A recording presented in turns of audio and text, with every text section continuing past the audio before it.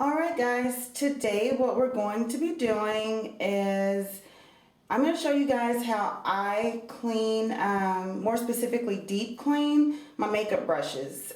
It is well past time for me to deep clean my brushes, and so I figured, this is something that I get a lot of questions about, makeup application, makeup tools that I use, particular brands that I prefer, and methods in which I take care of my skin, because I have very, very sensitive skin. And the very first thing that you have to take into consideration if you have sensitive skin is what you're putting on your skin, and that what you're applying to your skin is safe and it's clean. So for me, it's a must that I always have, clean makeup brushes, and that's why several of my brushes I have two of. So, I don't have to do this process as often as some other people may choose to do theirs, because I have multiple brushes.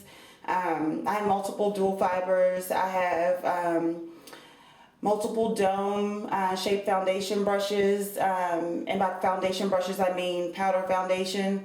And I also have multiple blush contour brushes, as well as liquid foundation application brushes. So those are my brushes located right here in the back. And what I really like is I just used a simple,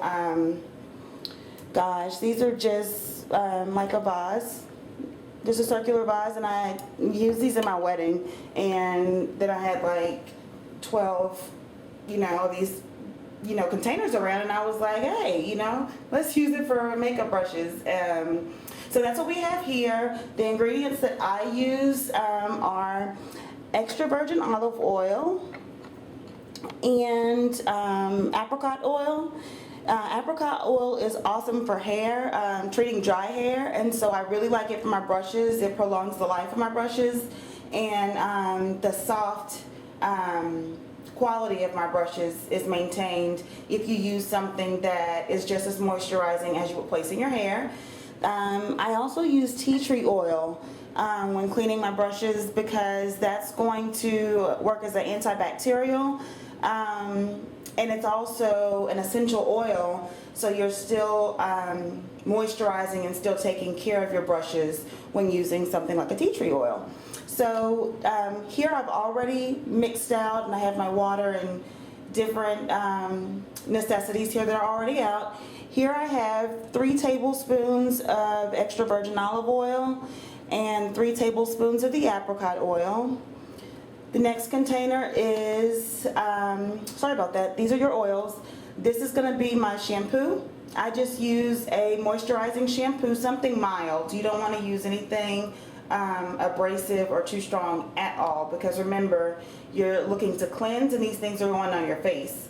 So if you think about it, you wouldn't wash your face with your hair shampoo. So you want to use something, I really recommend baby shampoo, but I'm completely out of the baby shampoo that I normally use, so I just went to the next mildest shampoo that I had.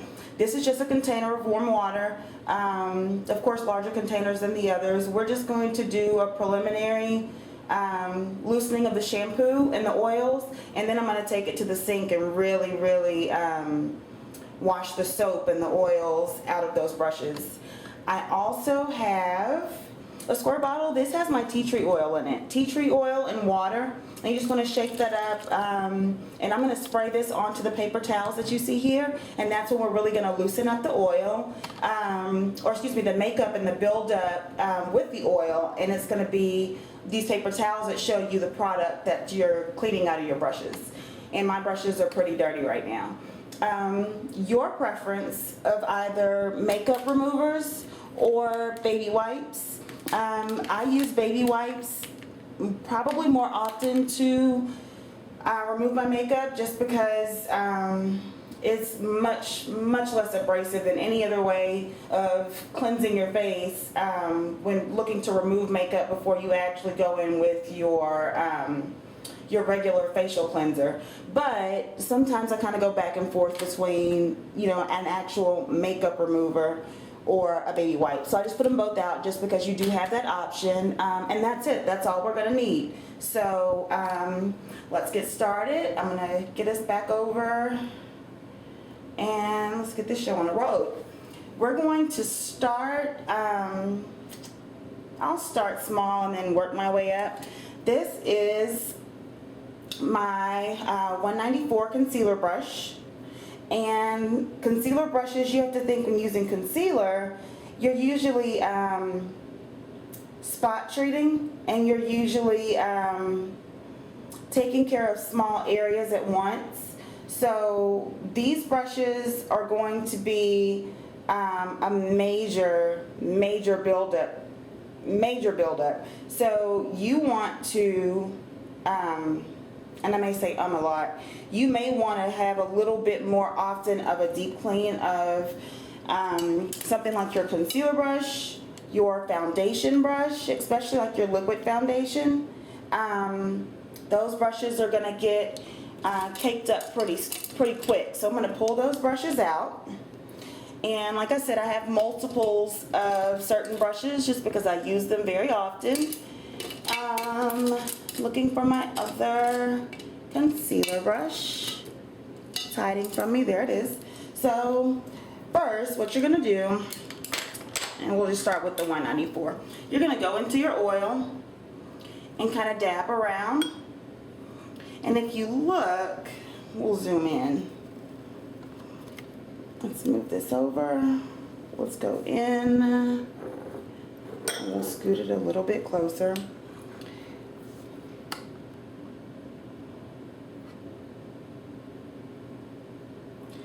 As I dab, do you notice the product almost just lifting or running from that brush?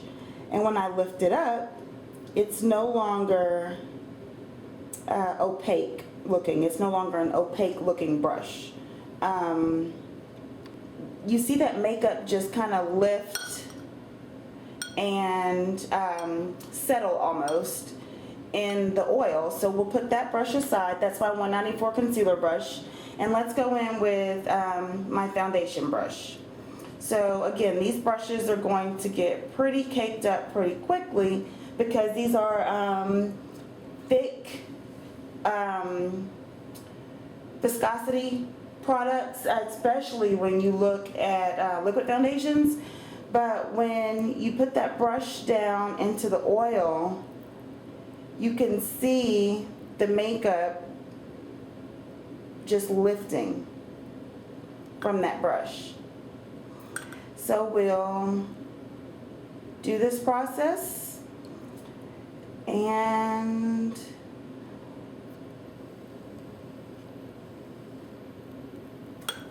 let's knock it out.